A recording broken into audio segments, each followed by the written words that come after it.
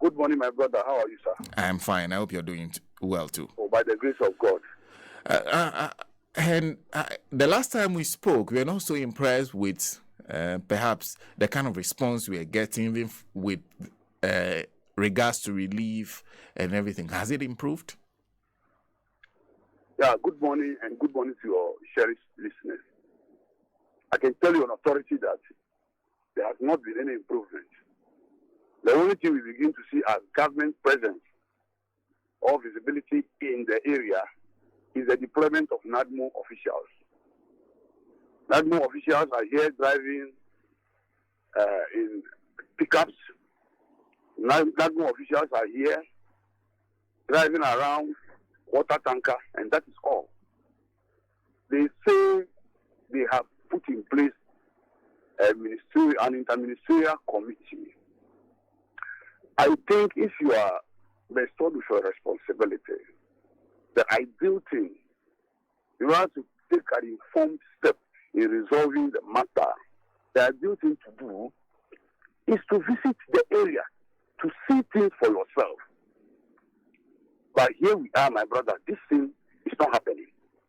As soon as we heard about this particular interministerial committee, what we did as a people was to meet the chiefs, the MPs, and the DCEs. We met and put in place a committee which was to act as the mouthpiece of the entire Tongu. We had our meeting last weekend, and this committee was to meet any government committee or the VRA on any matter concerning this flooding. But unfortunately, we haven't had anything like that. The only member of the committee, the so-government interministerial committee that came to this place is the education minister. Even that, the education minister came to only member. Well, the education minister is not on the committee.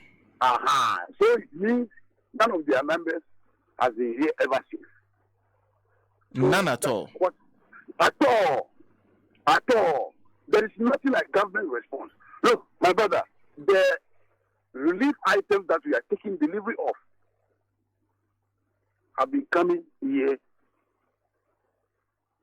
have been coming from only independent or individual organizations. The only government presence that I can announce on authority, and that was even triggered by me as a member of the Health Committee of Parliament, is the Director General of Ghana Health. Even that, I extended invitation to him that the way the water remains stagnant in the communities, there is a likelihood that a public health challenge was imminent. So he must come down for us to see what we could do. He must come down to give us some piece of advice. And he came here last Monday or so. He came, and on that very day, Pharmaceutical Society of Ghana, the president and his team also came. And we even went to some of my island communities for them to ascertain things for themselves. When we finish this chat, I'll forward the video of that team, the video and the pictures of that particular team to you. That was all. The DG came here and he did well as an individual. He responded to my call. He brought some drugs and some sanitizers and some few things. That is the only government presence that we can talk about. Even that, he also came to only Central Tongu because I extended the invitation to him. Meanwhile, this thing is happening in 11 constituencies. You see? So it means that it was my invitation that he honored. So that is what we find ourselves in. But if you look at the DCEs, they save faces by telling you that, oh, they are in response, they are in a chat with the people, they are on a platform, they've given out the number, they give them updates here and there. What update is this? What update is this? Are they to wait for Accra, or they are first to come down to see things for themselves? They inform them as to the steps to take. I've never witnessed this before, my brother. So you're getting no answers from the DCs as to because the DCs are the local representatives of the central government, and I'm sure you are in constant conversations with them. But I'm wondering if they are telling you what the central government or the committee is doing, if they are able to give you some updates. But my brother, they are not doing anything. But they try to save them. Like, that is all. Because I was on phone with my DC and with Class FM. We don't believe that. Oh, they've been talking. They've been sending information. Are they to send information, or they are to come down to see exactly what what is happening here? My brother, if you have wound on one of your legs, and they want to heal the wound, and because of the pain you endure, you decided to send the wound that has not been that does not have any scar on you. It is your own palaver. It is your own palaver. The wound with a scar will get rotten. Ghana's gold. Radio gold. You see? So these people, they have no good stories for us. They are only paying lip service to the people of Tongu and other constituencies. If you see the way people are trooping in. 3 days ago, Ibrahim Mahama came with 4,000 bags of rice for 5 constituencies, including the 3 Tongus, Ano and Keta.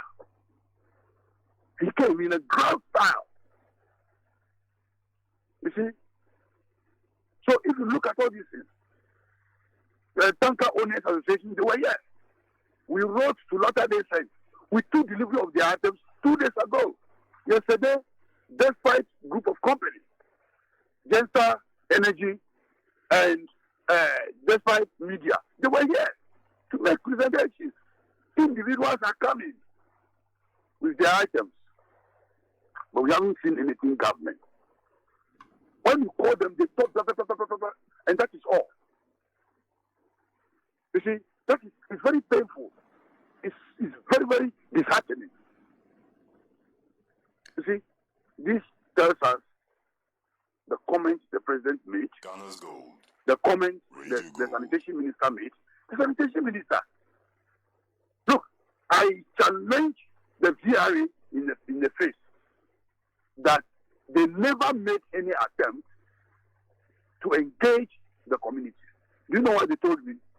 Oh, they are only for the DCs to tell me that, oh, they were invited in July, they were told.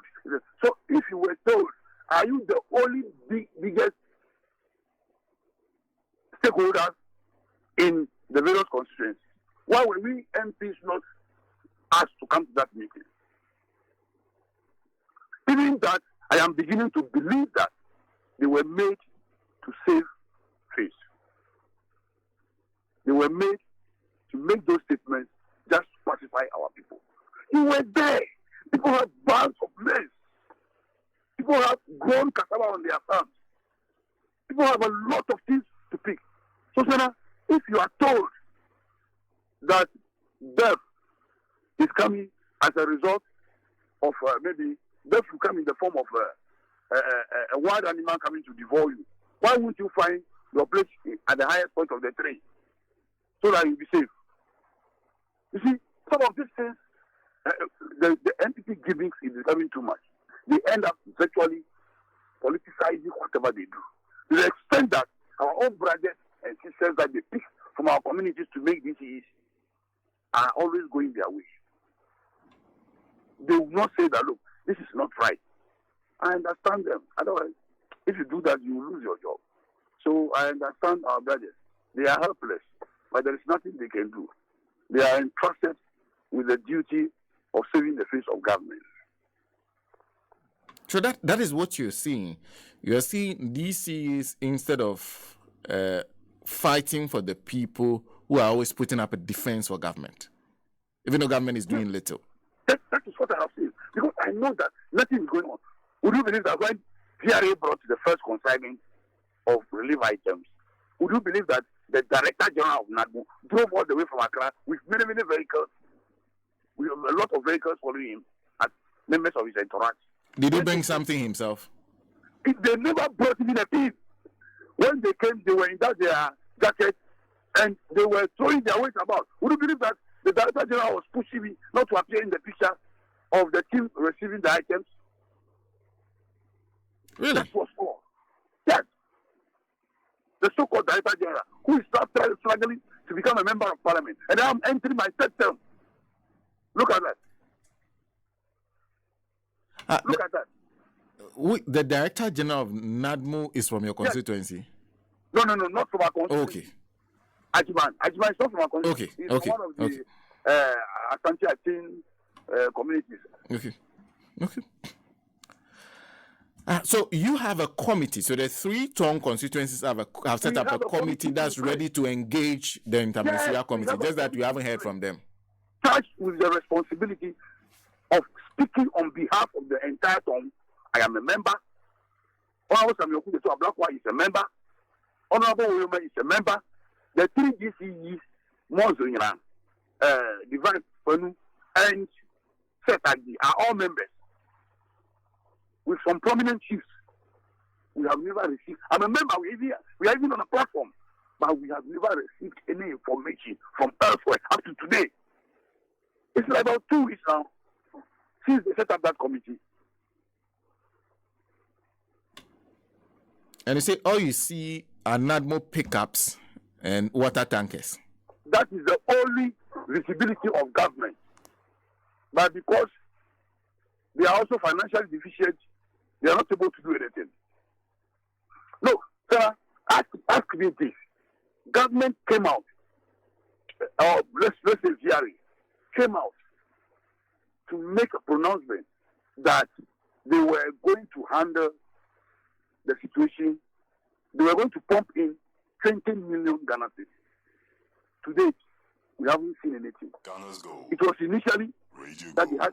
they also had their personnel around, but now they cannot be found anywhere. We haven't heard anything till now. An emergency situation. We have still not heard anything about that money. Meanwhile, on daily basis, we are running helter-skelter to make sure that our people receive some level of comfort. Can you imagine that?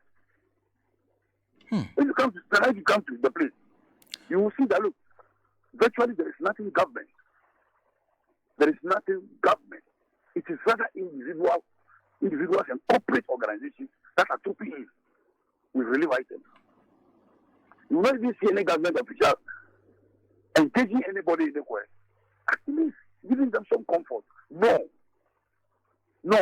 That is what we are going through. So, but for the rallying of the citizenry by the media and corporate institutions coming in, you won't help. You won't see any form of help at all. So that's what is saving you. We would have remained zero.